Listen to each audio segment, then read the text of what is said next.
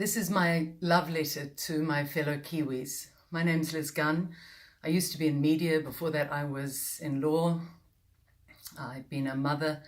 I've gone through all sorts of personal crises, divorce, all the things that we all go through, but never in my life have I seen what I've seen today in New Zealand here on the 22nd of October 2021.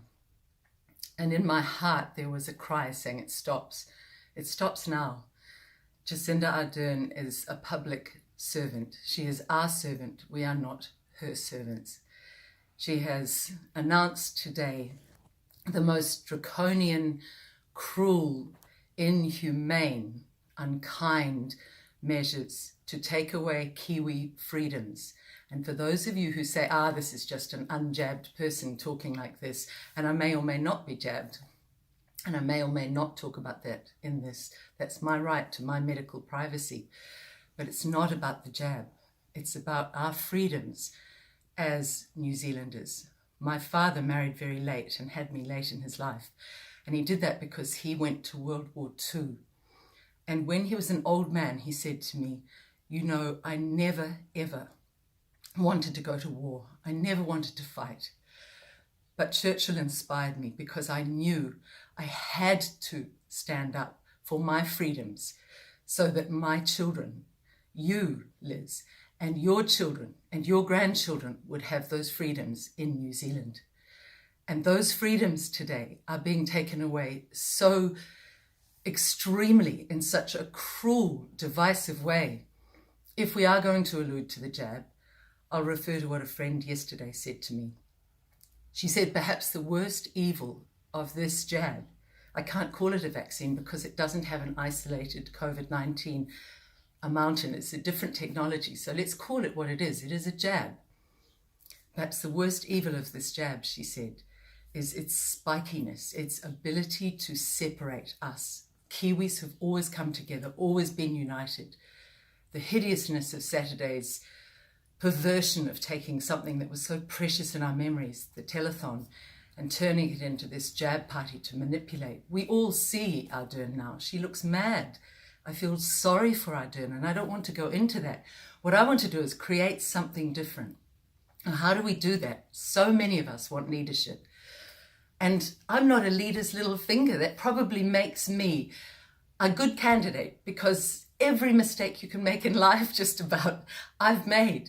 I stood up years ago when I was a front person in television because I couldn't read one more story about an abused little child being beaten up for doing something like weeing next to the toilet instead of making the toilet. And I remember that night I read that story, I went home after I'd read the 6 o'clock news in the weekend.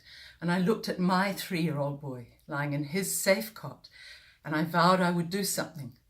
And I went to my boss the next day and got $1 million worth of free airtime, and it was all horribly distorted and ruined. And there's a whole story about that. But it was so valuable to me. I couldn't understand why, with my heart in the right place, I had to go through such a cruel experience, because I knew I had done it only to help, not for me, but for this nation.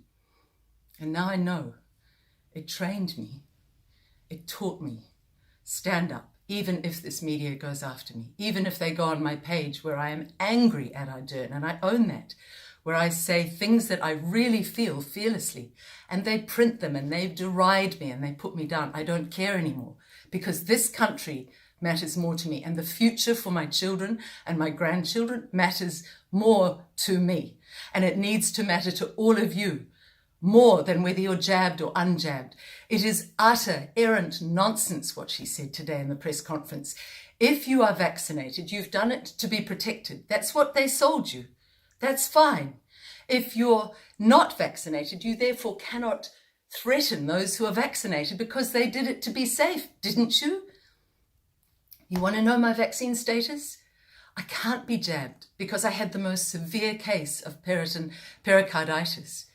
And I was 24 hours from my heart, my right ventricle, completely shutting down. So if she comes to my door and does her smarmy talk or her vicious talk or her persuasive talk or her threatening talk to me, I will say, you jab me, Ardern, you jab me, my public servant.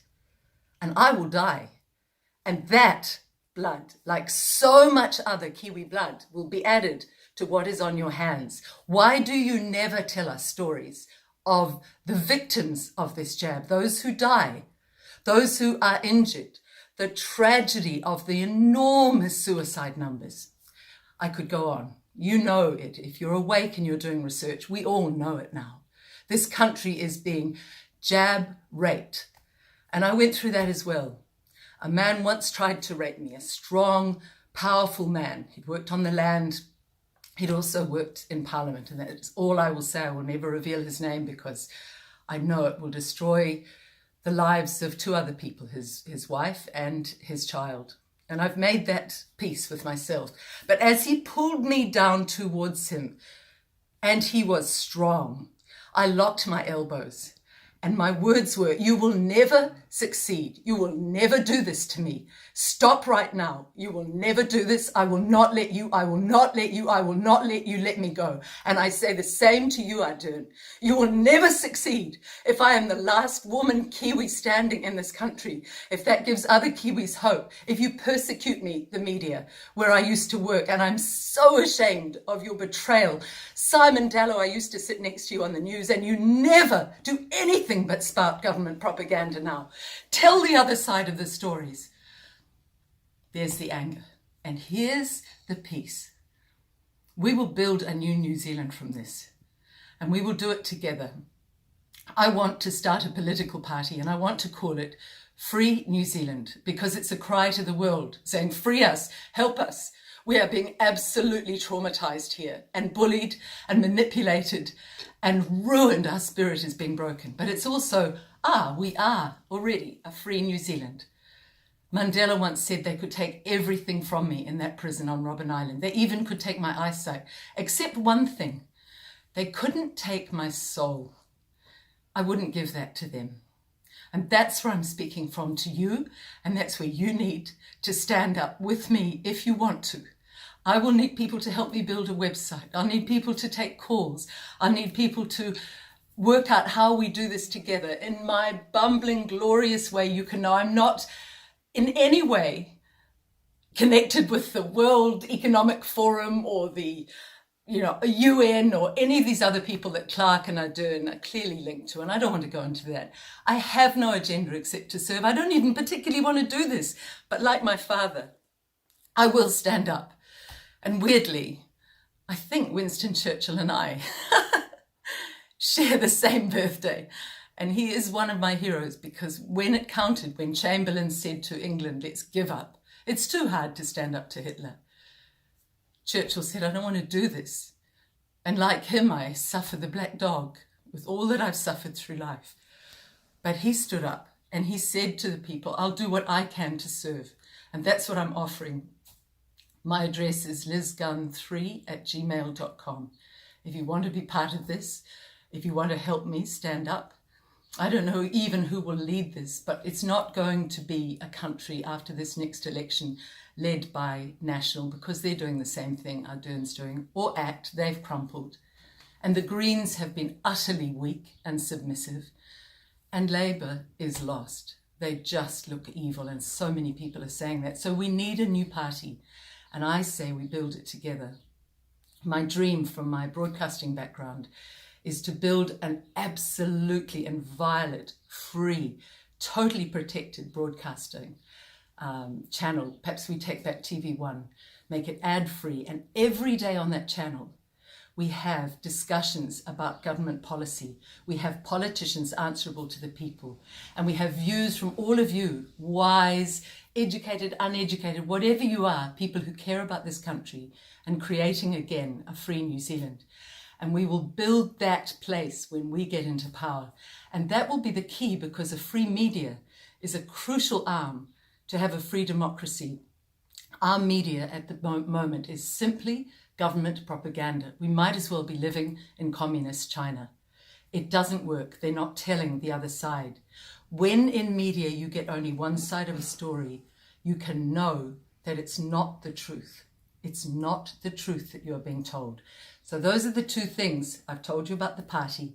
and we'll start in the most glorious, bumbling, real Kiwi way, but we'll all come together and all suggestions will be listened to, and then we'll start to form the party, and then we'll start to say, what are the policies we need to build? And I believe we need ones that support business massively. We need ones that support freedom. We need ones that support organic farming and a clean New Zealand free of chemicals and big industrial pharma, agri, chemical complexes. All that can go back to America. We will rebuild this country. Our Mother Earth at the same time. I mentioned 2 events happened today. The first was Ardern's evil. It's the only way I can put it. But the second was our Mother Earth creating an earthquake around Taumaranui just after she made her announcement. Our mother, our jewel, this beautiful country said, enough. Enough, I need other mothers to stand, and with them the men who love their strength and their power, because it's the mothers who know what is going on, the poisoning of our children, the poisoning of our air, the poisoning of our waters, the poisoning of New Zealand with these terrible ideas, these completely misguided lies that Ardern is telling us, the poisoning with arrogant tyrannical leaders. All of this, it stops with this earthquake. That's what our mother was saying to us. We must listen to her. Even those of you who think Ardern's amazing, stop and think, what will this country be like in a generation or 2 generations if a leader like this is allowed to jab rape, because it is rape to force something in someone's body, because they know they won't survive. They won't be able to get money. If somebody is so poor that they're in government housing or they need government funding and they can't get it unless they give in to something they don't want in their body, that is rape.